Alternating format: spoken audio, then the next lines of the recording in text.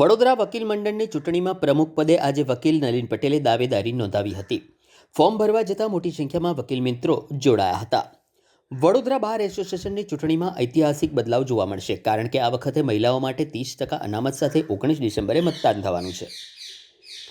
ત્યારે હવે બાર એસોસિએશનની આ ચૂંટણીને લઈને ગરમાવો શરૂ થઈ ગયો છે. સુપ્રીમ કોર્ટની નવી ગાઈડલાઈન મુજબ આ વખતે ચૂંટણીમાં મહિલાઓને 30% અનામત આપીને એક ઐતિહાસિક પગલું ભરવામાં આવ્યું છે. આ અનામતને કારણે બોર્ડમાં એક બેઠક વધારાઈ છે. મહત્વની ખજાનચીની પોસ્ટ મહિલા ઉમેદવાર માટે અનામત રાખવામાં આવી છે. આવતીકાલે ફોર્મ ભરવાનો છેલ્લો દિવસ હોવાથી ઉમેદવારોમાં ઉત્સાહ જોવા મળી રહ્યો છે. ફોર્મની ચકાસણી આગામી 8મી ડિસેમ્બરે થશે અને અંતિમ ઉમેદવાર યાદી 10મી ડિસેમ્બરે પ્રસિદ્ધ કરાશે. દરમિયાન ચૂંટણી માટે ઉમેદવારી નોંધાવવાની શરૂઆત થઈ ચૂકી છે. આજે વકીલ મંડળની ચૂંટણીમાં પ્રમુખ પદ માટે જાણીતા એડવોકેટ નલિન પટેલે પોતાની દાવેદારી નોંધાવીને ફોર્મ ભર્યું હતું. મહિલા અનામત અને નવા ઉમેદવારોના આગમનથી આ વખતની વીબીએ ચૂંટણી રસપ્રદ બની રહેશે. આખા ગુજરાતના નાના મોટા બારની 19 ડિસેમ્બરે વકીલ મંડળોની ચૂંટણી છે. એમાં બરોડામાં પણ બરોડા બાર એસોસિએશન તરફથી ચૂંટણી યોજાનાર છે. અને દર વર્ષની જેમ આ વખતે પણ મારા તમામ મિત્રોના સાથ સહકારથી અને તેઓની પ્રેરણાથી મેં આજે પ્રેસિડેન્ટના હોદ્દા માટે ઉમેદવારી ફોર્મ આજે ભર્યું છે. તમે જોઈ શકો છો કે મારી સાથે સિનિયરથી માંડી જુનિયર અને મહિલા ધારાશાસ્ત્રીઓ અને બીજા ઘણા બધા વકીલ મિત્રો કે જે કોર્ટમાં આવતા હોય, ના આવતા હોય, પોતાના કામ અર્થે ઘણીવાર આવે, ઘણીવાર વહેલા જાય, એ તમામ વકીલો આજે મારા સપોર્ટમાં મારી જોડે ખડે પગે હાજર છે.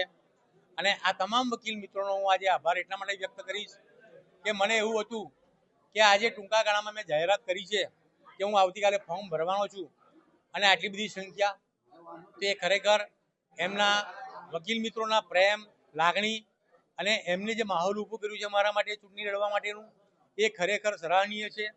આજે ચૂંટણી અધિકારીઓએ ઘણા બધા નિયમો બનાવ્યા છે, અને એમાં તમે એ પણ જોઈ શકો છો કે કોઈ પણ જાતના બેનર કે કોઈ પણ જાતના પોસ્ટર કે કોઈ પણ જાતના બીજા પ્રચાર વગર ચૂંટણી લડો, એવો જે આદેશ ચૂંટણી અધિકારીઓ તરફથી મળ્યો છે એનું ચુસ્તપણે પાલન થઈ રહ્યું છે.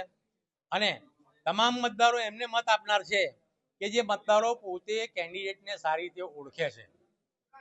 જે કેન્ડિડેટ કે જેને કશું કોઈ કામ જ ના કર્યું હોય વકીલો માટે, તો એમના માટે આ પોસ્ટર ને આ તે મારવા જરૂરી હતા, એવું આજના તમામ યુવા પેઢીના અને બીજા ઘણા સિનિયર વકીલો કહી રહ્યા છે કે જે કામ કરે છે એને ખરેખર કોઈ પોસ્ટરની જરૂર નથી. તમે તમારા હૃદયમાં તમારા વકીલ મિત્રોને બેસાડ્યા છે, એ જ તમારો મત છે. આજે હું આ તમારા માધ્યમથી તમામ મારા સિનિયર જુનિયર વકીલ મિત્રોને હું જણાવવા માંગુ છું કે આપે આટલો ભરપૂર મારા પર વિશ્વાસ મૂક્યો છે, એ કદાપી એડે નહીં જાય.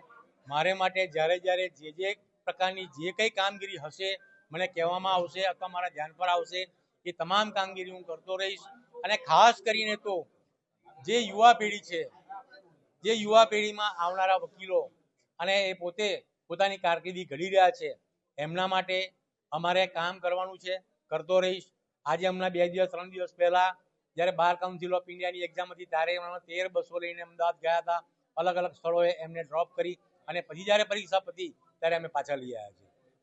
આ તો એક એમને પરીક્ષા આપવાનું છે એના માટેની વ્યવસ્થા છે, પરંતુ એમનું સ્કિલ ડેવલપમેન્ટ કેવી રીતે થાય અને બીજું ઘણું બધું એમને હજુ આગળ આવવા માટે કરવાનું છે, એ તમામ બાબતો માટે અમે પૂરતું ધ્યાન આપીશું અને અમે સિનિયર જુનિયર વકીલો સાથે ખડે પગે હંમેશા હાજર રહીશું.